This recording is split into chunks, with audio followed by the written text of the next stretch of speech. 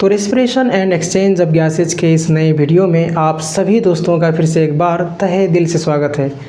जैसा कि हमने प्रीवियस वीडियो में इंस्पिरेशन एक एक्टिव प्रोसेस के बारे में समझा था, जिसमें हमने जाना था कंट्रैक्शन ऑफ डायफ्राम मसल्स और contraction of external intercostal muscles जैसे एक्टिव प्रोसेजेज इन्वॉल्व होने वाले स्टेप्स इन्वॉल्व होने वाले प्रक्रिया होने की वजह से इंस्पिरेशन को एक एक्टिव प्रोसेस कहा गया था, और जिसमें जो है डायफ्राम का एक्टिवली कंट्रैक्शन होता था और जिसके रिज़ल्ट में एंटीरियो पोस्टीरियर एक्सिस में जो है थोरैसिक वॉल्यूम बढ़ जाया करता था।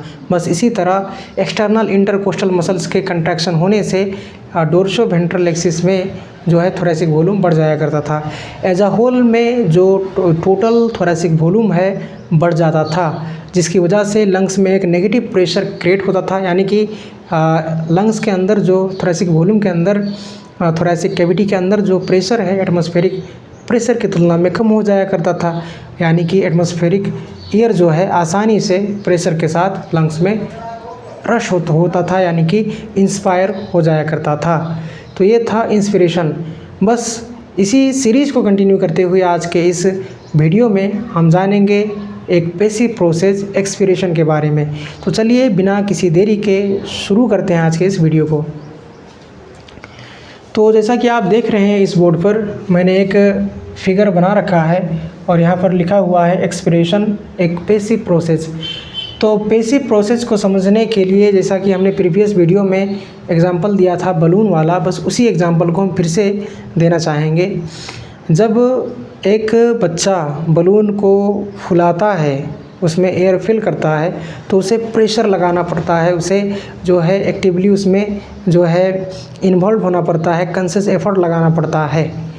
लेकिन जब वो उस ओपनिंग को खोलता है तो आसानी से वो देखता रहता है, वो आसानी से हवा उसके अंदर से निकल कर बाहर चला जाता है और जो बलून है फिर से अपने ओरिजिनल पोजीशन पे आ जाता है।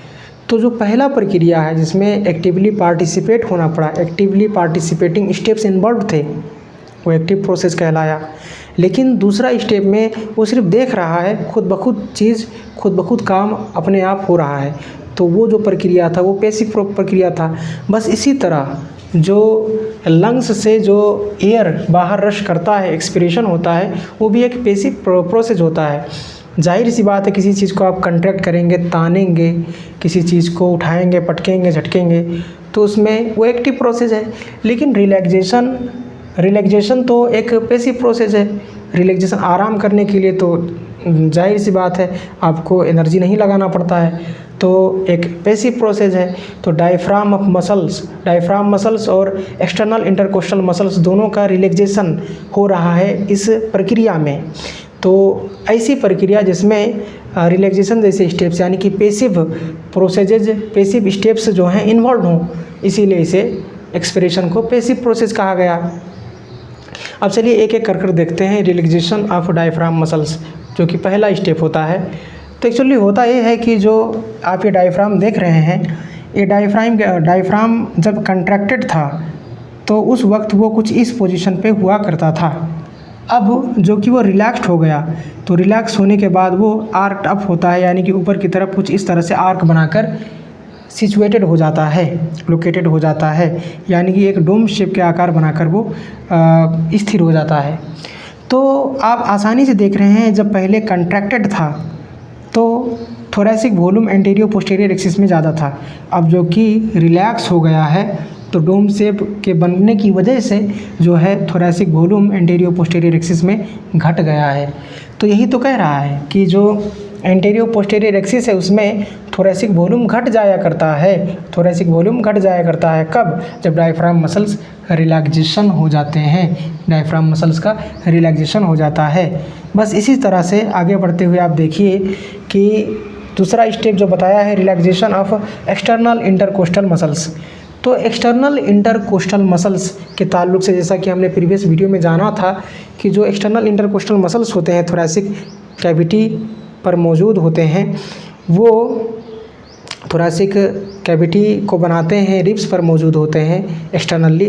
वो जब मसल्स कंट्रैक्ट होते थे तो कुछ इस तरह से बाहर की तरफ उभरते थे और जिसकी वजह से जो एक पुलिंग फोर्स क्रिएट होता था और थोरैसिक चैम्बर का साइज़ बढ़ जाया करता था।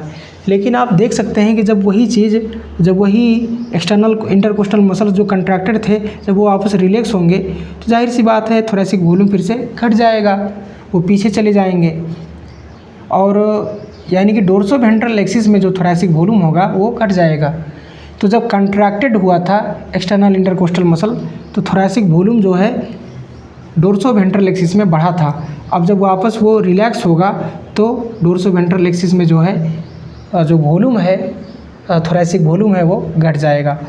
तो इन दोनों प्रक्रियाओं में, दोनों स्टेप्स में आपने क्या देखा कि जो थोरैक्स है, थोरैक्स का जो वॉल्यूम है, थोरैसिक कैविटी का जो वॉल्यूम है वो घटता हुआ नज़र आ रहा है, डिक्रीज़ होता हुआ नज़र आ रहा है। तो जब टोटल थोरैसिक वॉल्यूम डिक्रीज़ होगा तो जाहिर सी बात है जब कोई एक पानी भरा हुआ बोतल जब पिचकाया जाएगा तो जाहिर सी बात है उसका जो वॉल्यूम होगा वो कम होगा और जिसकी वजह से अंदर से एक पॉजिटिव प्रेशर क्रिएट होगा। वो पॉजिटिव प्रेशर क्रिएट होने की वजह से पानी अंदर से बाहर की तरफ निकलेगा। बस इसी तरह जब ये जो लंग्स का ये जो कवरिंग है या फिर कहा जाए जो थोरैसिक कैविटी है, जब इसका वॉल्यूम डिक्रीज़ होता है तो एक पॉजिटिव प्रेशर क्रिएट होता है बाहर की तरफ, एयर अंदर से बाहर की तरफ रश कर जाते हैं, एक्सपेल्ड आउट हो जाते हैं लंग्स के एयर। तो यही चीज़ तो कह रहा है कि जब टोटल थोरैसिक वॉल्यूम डिक्रीज़ होगा तो पॉजिटिव प्रेशर क्रिएट होगा जो कि इनसाइड एयर को बाहर की तरफ एक्सपेल कर देगा, जिसकी वजह से expulsion of air from lungs होगा। तो उम्मीद करता हूँ कि आज के इस वीडियो में जो कुछ भी बातें आपको समझाई गई हैं आपको ज़रूर समझ में आया होगा। अगर कोई डाउट है तो ज़रूर उसे कमेंट कर पूछें, कोई राय है तो ज़रूर दें। आज के इस वीडियो में इतना ही। इंशाल्लाह हम अगले वीडियो में इस चैप्टर के अन्य टॉपिक को इसी तरह से कवर करेंगे। आज के लिए इतना ही। Thank you.